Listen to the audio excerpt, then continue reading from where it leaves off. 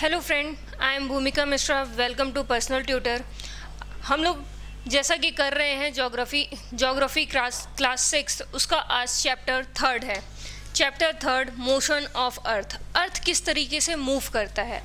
अर्थ के दो तरीके के मोशन होते हैं। एक मोशन होता है रोटेशन, एक होता है रेवोल्यूशन। इन दोनों का इफेक्ट किस तरीके से अर्थ पर आता है ये हम देखेंगे। चलिए स्टार्ट करते हैं। Rotation and revolution. What is rotation? Earth यदि अपनी एक्सिस पे ही ऐसे रिवॉल्व करती है तो उसे क्या बोला जाएगा? रोटेशन। और वहीं पे यदि ये मान लीजिए ये सन है और सन के चारों तरफ ये अपनी ऑर्बिट पे रिवॉल्व कर रही है, उसका चक्कर लगा रही है, सन का चक्कर लगा रही है, तो वो क्या कहलाएगा? रेवोल्यूशन। इसकी डेफिनेशन क्या होगी? Rotation, movement of the earth on its axis. Axis हम चैप्टर 2 पे देख चुके हैं। यदि आपने नहीं देखा हो तो वो वीडियो देख कर आइए। Movement of the earth around the sun, sun के अराउंड जो रिवॉल्व करती है उसे क्या बोला जाएगा? रेवोल्यूशन। अब एक्चुअली प्रॉब्लम ये है कि जो हमारी अर्थ है वो स्फेरिकल है, दिखने में स्फेरिकल हमें दिखती है। ये देखिए स्फेरिकल दिख रही है, ये स्फेरिकल दिख रही है। लेकिन प्रॉब्लम क्या है कि हमारी अर्थ जो है ना थोड़ी सी टिल्टेड है, ठीक है, वो इंक्लाइंड है। जैसा कि हमने एक्सिस देखा था कि ग्लोब का वो पोर्शन जो एक दूसरे से कनेक्ट है उसको एक्सिस बोला गया। दैट्स मीन ये पॉइंट जो है वो एक्सिस हुआ, ठीक है। अब क्या होता है कि किसी भी स्फेयर को आप बीच से काटोगे ना वो एक पॉइंट निकलेगा, that is this is the point. ये हमें दिख रहा है। तो इन दोनों के बीच में जो एंगल डिफरेंस है ना वो क्या है? 23.5 डिग्री, ठीक है। यदि आप वर्टिकल एंगल से देखोगे तो 23.5 है, और वहीं पे आप हॉरिजॉन्टल इस वाली लाइन से देखोगे तो ये आपको दिखेगा 66.5। तो ये आपके क्वेश्चन पेपर में आता है कि वो वर्टिकल से पूछ रहा है या हॉरिजॉन्टल से पूछ रहा है, तो वो आप ध्यान रखिएगा। वर्टिकल से हुआ तो 23.5 और हॉरिजॉन्टल ऑर्बिट से हुआ तो 66.5। यहीं पे ये चीज़ बताई गई है कि ऑर्बिटल प्लेन से 66.5 डिग्री, मतलब हॉरिजॉन्टल वाले से 66.5 डिग्री जो है हमारा जो अर्थ है वो टिल्टेड है, स्लाइंट इंक्लाइंड है।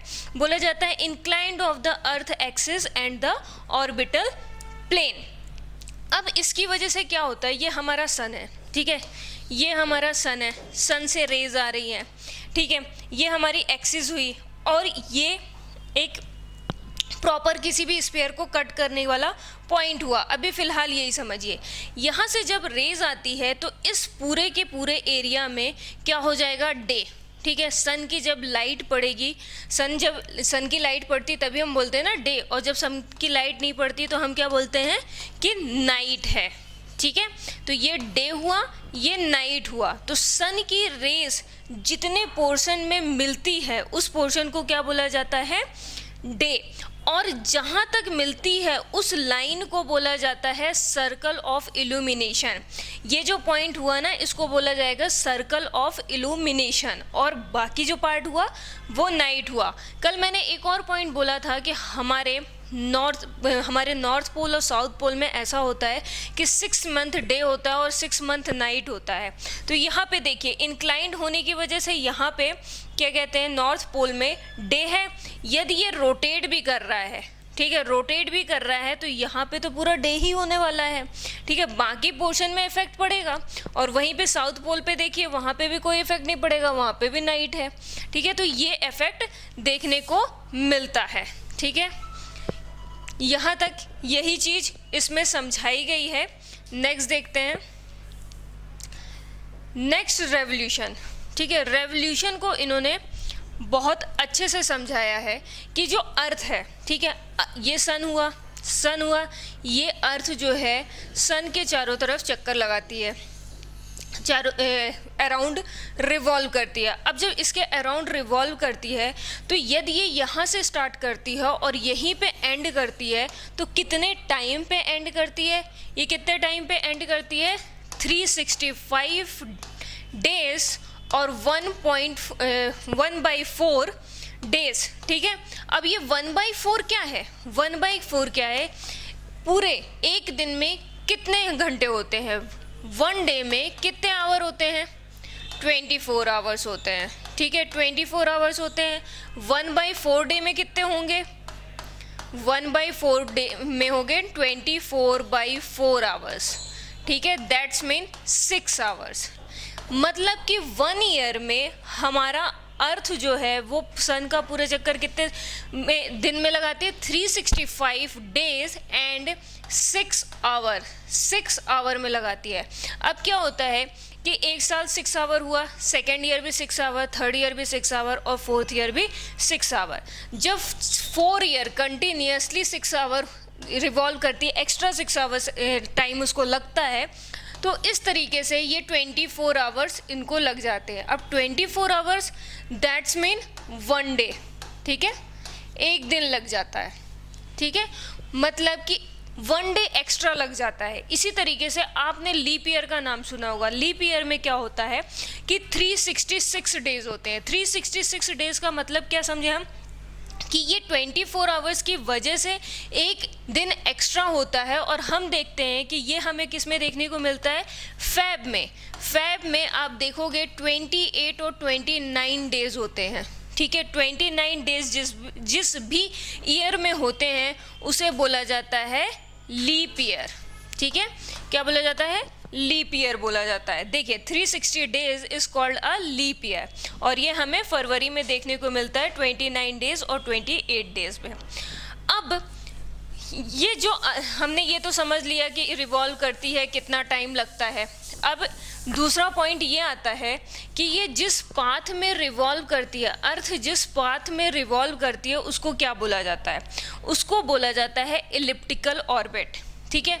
अर्थ जिस पाथ में रिवॉल्व कर रही है उसको बोला जाता है इलिप्टिकल ऑर्बिट, ठीक है। आई थिंक यहाँ तक आपको समझ में आया होगा।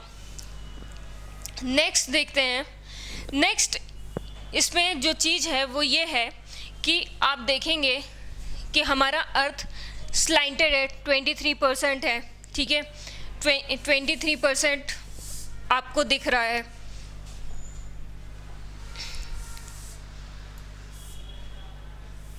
ये देखिए, आपको दिखेगा यहाँ पे कि 23.5 डिग्री जो है वो टिल्टेड है। 23.5 डिग्री टिल्टेड के साथ ही वो रिवॉल्व कर रहा है, ठीक है। वो इसी तरीके से रिवॉल्व कर रहा है, ठीक है। इसी तरीके से आप सभी डायग्राम में देखिए 23 टिल्टेड है। अब हम इस पोजीशन की बात करते हैं।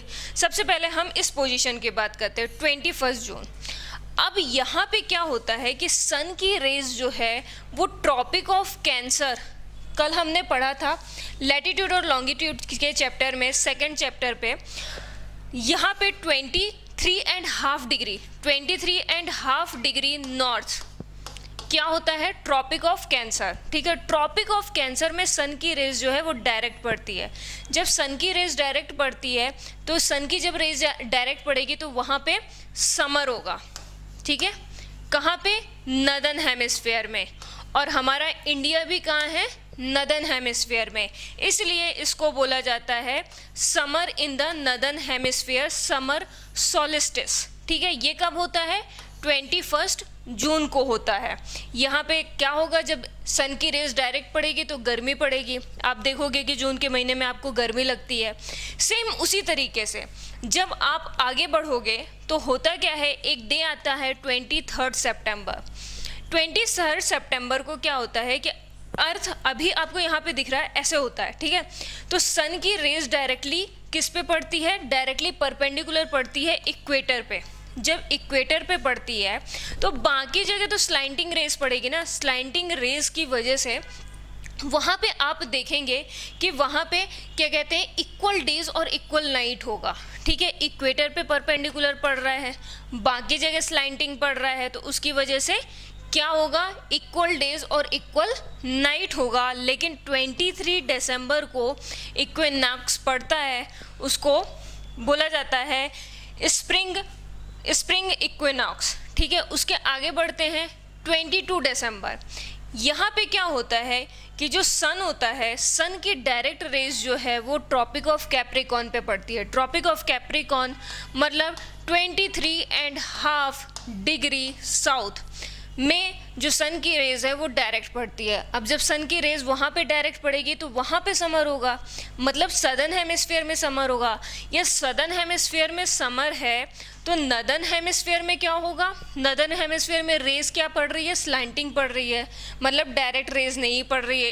इस वजह से यहाँ पे हमें विंटर फील होगा, ठीक है, विंटर फील होगा, तो उसे बोला जाता है विंटर सॉलिस्टिस। यहाँ पे जो भी नाम लिखे गए हैं वो इंडिया के हिसाब से लिखे गए हैं, विंटर सॉलिस्टिस, समर सॉलिस्टिस, क्योंकि हम नदर्न हेमिस्फीयर में रहते हैं और हम जो फील करते हैं उस हिसाब से हमने नाम दिया है। फिर आगे बढ़ते हैं 21 मार्च। 21 मार्च में हम इक्विनॉक्स होता है, क्यों, क्योंकि सन की रेज जो है वो क्या होती है, वो इक्वेटर पे पड़ती है। मैंने आपको बताया था कि सन जो है वो मूव करता है ट्रॉपिक ऑफ कैप्रिकॉन से लेकर कैंसर तक, ठीक है, कैंसर से लेकर कैप्रिकॉन तक सन जो है वो मूव करता है। सन की रेज जो है वो एक ना एक दिन ऐसा होता है कि वो परपेंडिकुलर पड़ती है, ठीक है, ये आपको पता होना चाहिए। अब इसमें क्या क्या चीज़ें हैं लर्न करने वाली जो आपको लर्न होनी चाहिए। एक तो आपको ये लर्न होना चाहिए कि विंटर सॉलिस्टिस जो है वो 22 दिसंबर को पड़ता है, ठीक है, वहीं पे इक्विनॉक्स जो है वो 2 बार पड़ता है साल में, 21 मार्च और 23 सितंबर।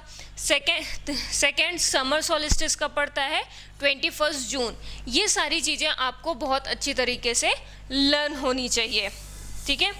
और आपने देखा होगा ये रेवोल्यूशन है, ठीक है, रेवोल्यूशन है। अब मुझे ये बताइए कि रेवोल्यूशन से आपको क्या देखने को मिल रहा है कि अर्थ में क्या चेंजेस हो रहे हैं। अर्थ में चेंजेस हो रहे हैं सीजन्स के, ठीक है, क्लाइमेट चेंज हो रहा है, ठीक है। देखिए समर से विंटर पहुंच गए हम, किसकी वजह से हो रहा है, रेवोल्यूशन की वजह से, ठीक है। तो ये सारी चीज़ें हमें देखने को मिलती हैं रेवोल्यूशन की वजह से, ठीक है। आगे बढ़ते हैं। ये सारी चीज़ें इसमें वही लिखी हैं कि समर सॉलिस्टिस जो है वो 21 जून को आता है, ठीक है। वहीं पे विंटर सॉलिस्टिस जो है 22 दिसंबर को आता है। और यहाँ पे जब विंटर सॉलिस्टिस होता है तो नदर्न हेमिस्फीयर मतलब जो इंडिया में रहने वाले लोग हैं उन लोगों को ठंडी फील होती है, क्योंकि सन की डायरेक्टली जो रेज होती है वो ट्रॉपिक ऑफ कैप्रिकॉर्न पे जाती है। तो ये सारी चीज़ें इसमें यही लिखी हुई है, आप डिटेल से इसको पढ़िएगा, समझ नहीं आए तो बताइएगा, ठीक है। इक्विनॉक्स के बारे में भी लिखा है कि 21 मार्च और 23 सितंबर को इक्विनॉक्स होता है, ठीक है। ये पूरा चैप्टर इसके बारे में था। और लास्ट में इन्होंने रोटेशन और रेवोल्यूशन के बारे में बताया। रोटेशन के बारे में एक चीज़ और बताना चाहूँगी आपको कि जैसे रोटेशन होता है, ठीक है, रोटेशन से हमें क्या देखने को मिलता है, जैसे रेवोल्यूशन से हमें क्लाइमेट चेंजेस देखने को मिलते हैं, सीजन्स देखने को मिलते हैं, उसी तरीके से रोटेशन से हमें क्या देखने को मिलता है, रोटेशन से हमें यहाँ पे जो रोटेशन है उससे हमें डे और नाइट में चेंजेस देखने को मिलते हैं, डे और नाइट में चेंजेस देखने को मिलते हैं। तो ये आप कंफ्यूज मत होइएगा कि रेवोल्यूशन और रोटेशन से क्या डिफरेंस है, तो ये आपको पता होना चाहिए। नेक्स्ट हम इसके साथ ही हम इसकी एक्सरसाइज करेंगे, ठीक है। Tick the correct answer, tick the correct answers. The movement of a earth around the sun is known as, ठीक है, जो अर्थ है वो सन के अराउंड, मान लीजिए ये सन है आपका, सन के अराउंड जो मूवमेंट कर रही है, ठीक है, इसको क्या बोलते हैं, इसको क्या बोलेंगे। ऑप्शन है रोटेशन, रेवोल्यूशन और इंक्लेशन। क्या होगा, रेवोल्यूशन, ठीक है। नेक्स्ट क्वेश्चन है direct rays of the sun fall on the equator on. मैंने अभी आपको बताया कि इक्वेटर पे कब फॉल करेगी, सन की रेज इक्वेटर पे कब डायरेक्टली फॉल करेगी, साल में 2 बार फॉल करती है, कब कब, 21 मार्च एंड 23 सितंबर, ठीक है। ये दोनों डेट आपको अच्छे से लर्न करना है, ठीक है।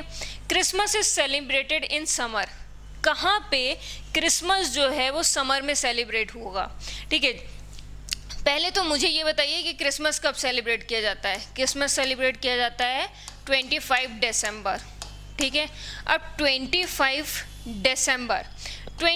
दिसंबर में आप जहाँ रह रहे हैं इंडिया में क्या कहते हैं, कौन सा सीज़न चल रहा है? विंटर चल रहा है। दैट्स मीन्स इसके आसपास कोई एक डेट है 22 दिसंबर, याद है कि नहीं? 22 दिसंबर ये क्या बनाती है? विंटर सोलिस्टाइस, ठीक है।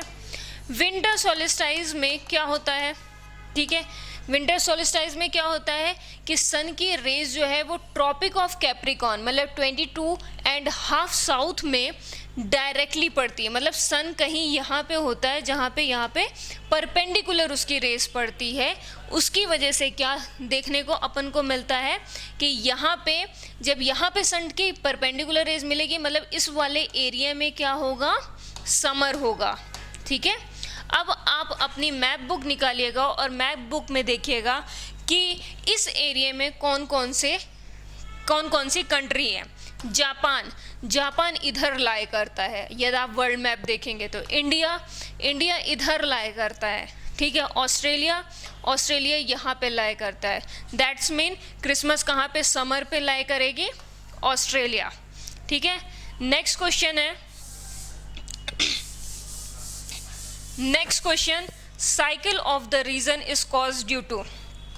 साइकिल ऑफ द सीजन्स, मैंने आपको बताया कि सीजन्स किसकी वजह से होते हैं, ये बहुत क्लियरली मैंने आपको समझाया है, रेवोल्यूशन की वजह से, और रोटेशन की वजह से डे और नाइट चेंजेस होते हैं। नेक्स्ट हम लोग फिलिंग द ब्लैंक्स देख रहे हैं। पहला फिलिंग द ब्लैंक्स क्या है?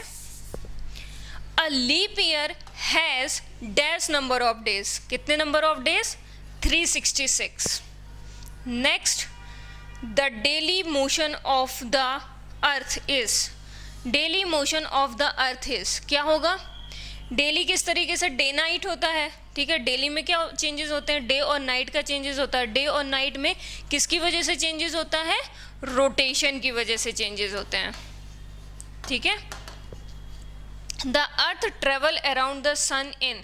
जो अर्थ है ट्रेवल अराउंड द सन, ठीक है।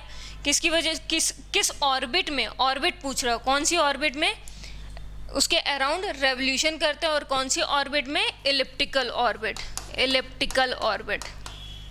ठीक है। Sun's rays fall vertically on the tropic of dash 21 June. 21 जून को क्या होता है? 21 जून को समर सोलिस्टाइस होता है। समर सोलिस्टाइस में क्या होता है कि सन की रेज जो है वो डायरेक्टली किस पे पड़ती हैं? ट्रॉपिक ऑफ कैंसर, ठीक है। Tropic of cancer. Days are shorter during dash season. Days जो हैं वो कौन से सीजन में शॉर्ट होते हैं बताइए? विंटर सीजन में। क्यों? क्योंकि विंटर सीजन में आप दिसंबर के टाइम पे देखोगे विंटर सोलिस्टाइस आता है। विंटर सोलिस्टाइस मतलब कि सन की डायरेक्टली परपेंडिकुलर रेस कहाँ पड़ रही है? कैप्रिकॉन मतलब 22.5 साउथ में पड़ रही है। 22.5 साउथ मतलब नॉर्दर्न हेमिस्फीयर में स्लैंटिंग लाइट पड़ रही है। स्लैंटिंग लाइट की वजह से हमें कूल फील होता है और उसकी वजह से डेज जो होते हैं वो शॉर्ट होते हैं, ठीक है। होपफुली आपको पूरा का पूरा चैप्टर समझ में आया हो। समझ में आया तो अपने दोस्तों के साथ शेयर कीजिए, लाइक कीजिए और चैनल को सब्सक्राइब कीजिए। Thank you.